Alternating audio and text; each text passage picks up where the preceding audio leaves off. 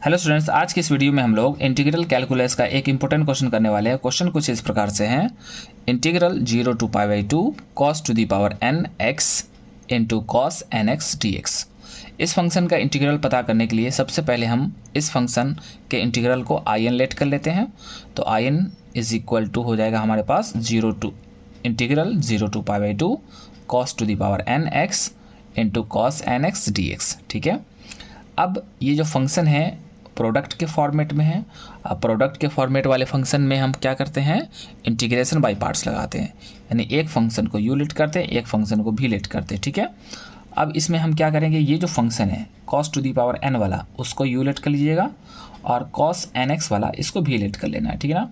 अब क्या करते हैं कि u को बाहर छोड़ देते हैं, अब v वाले को इंटीग्रेट करते हैं। ठीक है ना, फिर माइनस देते हैं, फिर इंटीग्रल और जो u फंक्शन है उसको डिफरेंशिएट करेंगे। ठीक है ना, और फिर v वाले फंक्शन को इंटीग्रेट हम लोग करेंगे और ये होल dx। ठीक है, अब क्या करना है, आपको इंटीग्रेट करना है। ये तो बाहर है तो जैसा है वैसा ही रहेगा। cos का होता है साइन, तो cos nx का साइन nx और बाई n होगा। x का कोफिशिएंट जो होगा उससे डिवाइड भी करना है, ये याद रखिएगा। अब लिमिट क्या है, 0 से π/2, तो यहाँ से 0 से π/2 पुट कर सकते हैं आप।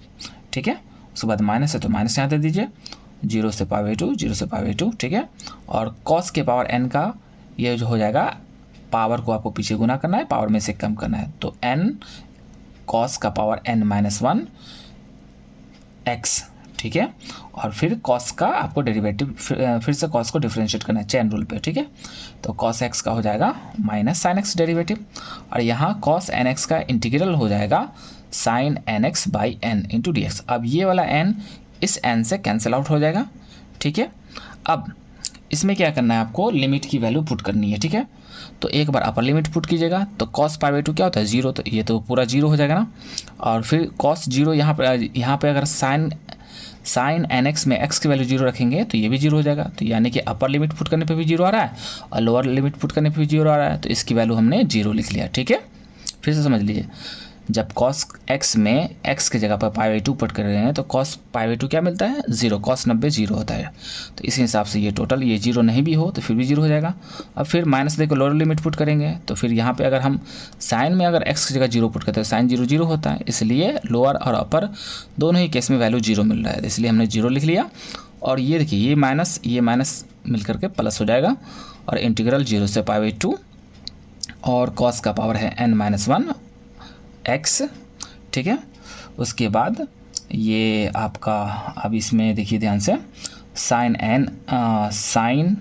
x और यहाँ पे है साइन nx, इस दोनों को साइन nx को पहले लिख लिया गया है और साइन x को बाद में। ठीक है, और ये dx लास्ट वाला। ठीक है, ये वाला। ठीक है, अब क्या करना है, एक बात पे आपको गौर करना है, आपको cos n-1 इंटू x को ब्रेक करना है।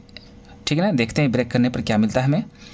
तो अगर हम इसको मल्टीप्लाई कर लेंगे तो ये nx माइनस x मिलेगा, और ये इसको मान लीजिए a, इसको मान लीजिए b, तो cos a माइनस b का फॉर्मूला आपको ब्रेक करना है। तो cos a माइनस b का फॉर्मूला ब्रेक करने के लिए आपको क्या करना है, दोनों एंगल के साथ cos ले लेना है, यानी cos nx into cos x। ठीक है, फिर माइनस है तो प्लस देना है, उल्टा साइन। ठीक है ना, माइनस रहे तो प्लस, प्लस रहता तो माइनस। अब फिर दोनों एंगल के साथ साइन ले लेना है। ठीक है, तो sine nx into sine x। ठीक है, एक बार दोनों के साथ cos लेना है, दोनों एंगल के साथ, एक बार दोनों एंगल के साथ साइन लेना है। ठीक है, इसके बाद अब देखिए यहाँ पे हमारे पास क्या है, sine nx into sine x है। ठीक है, तो हम क्या करेंगे कि यहाँ से इसकी वैल्यू कैलकुलेट करेंगे। तो क्या करते हैं कि इस वाले पार्ट को इधर LHS में शिफ्ट कर देते हैं, ये जो LHS हमारे पास है इसमें। ठीक है ना, तो sine nx into sine x की वैल्यू हो जाएगी इधर, जो जैसा है पहले उसको लिख लीजिए, उसके बाद इसको उधर भेजेंगे तो क्या होगा, minus cos nx into cos x। ठीक है, अब इस वैल्यू को इस इंटीग्रल में पुट करना है, तो in is equal to 0 to π/2 cos का पावर n-1 है, तो लिख लिया cos का पावर n-1 और ये x। ठीक है, और इसके जगह पर ये वैल्यू पुट कर देनी, ये वैल्यू। ठीक है, तो ये वैल्यू हमने पुट कर दिया। अब इसको सिंप्लीफाई करना है, यानी सिंपल मल्टीप्लाई कर लेना है। ठीक है, तो cos का पावर n-1 x और ये cos n-1 x dx। ठीक है ना, इंटीग्रल भी सेपरेट कर देना है आपको, ठीक है। फिर इसको इससे मल्टीप्लाई कीजिएगा, तो देखिए कॉस का पावर n-1 है, यहाँ पे कॉस का पावर 1 है, तो यहाँ +1 वाला -1 वाला कैंसिल हो जाएगा, क्योंकि दोनों में एंगल x है, सेम एंगल है, इसलिए ये काम आप बेस सेम होने पर पावर को ऐड कर सकते हैं आप। तो -1 वाला +1 वाला कैंसिल, यानी कॉस का पावर n मिलेगा यहाँ हमें। उसके बाद और ये cos nx as it is जैसा है वैसा ही, ठीक है। अब जरा गौर कीजिए, यहाँ ये हमारा ओरिजिनल जो क्वेश्चन है, यहाँ पे देखिए कॉस का पावर n है और एंगल में इस कॉस के n है, तो इसको क्या लेट किया गया in।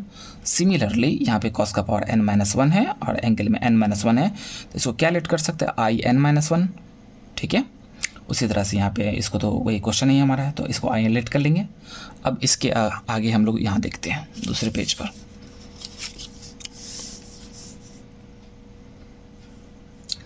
देखिए दूसरे पेज पे आप इधर देख सकते हैं, इसको मैं थोड़ा मोड़ देता हूँ।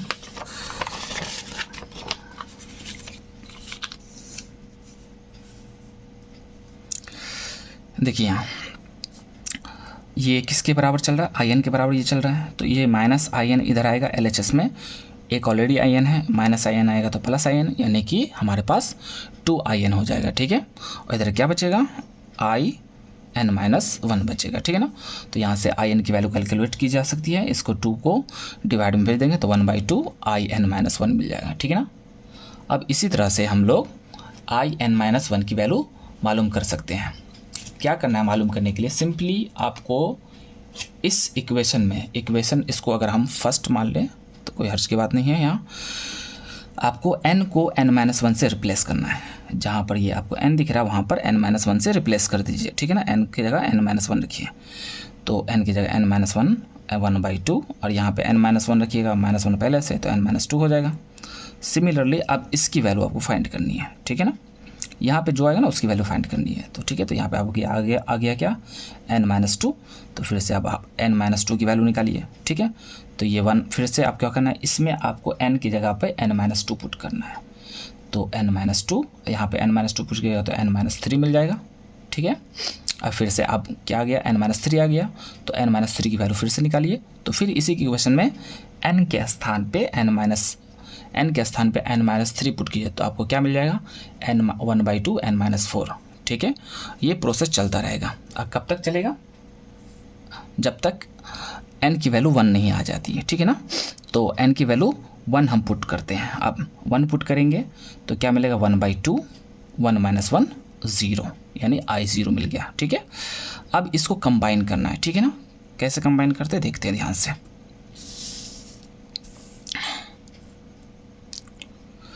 देखिए इक्वेशन फर्स्ट को देखिए, in क्या है हमारे पास 1/2, तो यहाँ पे हमने लिख लिया 1/2 और इनटू में क्या in-1।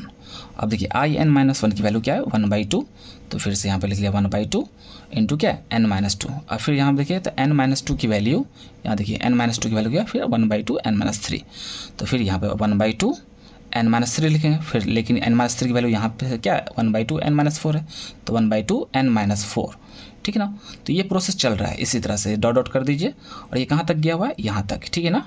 तो 1/2 इंटू I0, ठीक है ना, या I0 इसको बोल सकते हैं हम लोग। अब इसकी वैल्यू आपको कैलकुलेट करना, देखो यहाँ से यहाँ तक लेके यहाँ से यहाँ तक आपको n फैक्टर है, 1/2 का n फैक्टर है, ठीक है ना।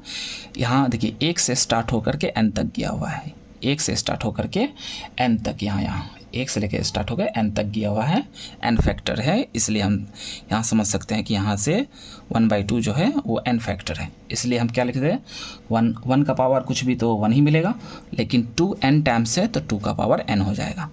और I0 का मतलब क्या है, ये जो ओरिजिनल क्वेश्चन था हमारे पास, आप देख सकते हैं यहाँ ये क्वेश्चन, इसमें आपको क्या करना है, जहाँ पर n है वहाँ पर 0 पुट कर देना है, तो जहाँ पे n है वहाँ पे 0 पुट कर दीजिएगा, तो हमें मिलेगा, आप देख सकते हैं यहाँ पे मिलेगा क्या, cos का पावर 0 cos 0 x dx, इस इक्वेशन में आपको पुट कर देना है, ठीक है। n के स्थान पे 0, तो cos का पावर 0 क्या मिलेगा, 1 मिलेगा, और cos 0 भी 1 मिलता है, तो यानी बेसिकली ये 1 हो गया, तो 1 × dx, और dx का इंटीग्रल क्या होता है, x होता है, ठीक है। अब एक बार अपर लिमिट और माइनस लोअर लिमिट पुट कर लेना है, ठीक है। उसके बाद आप देख सकते हैं इसको इसमें मल्टीप्लाई कीजिएगा तो पाई इंटू 1 पाई, और ये 2 का पावर n है और ये 2 का पावर 1 है, तो 2 का पावर n प्लस 1 हो जाएगा। यही आपका रिक्वायर्ड आंसर है, ठीक है। Thank you very much.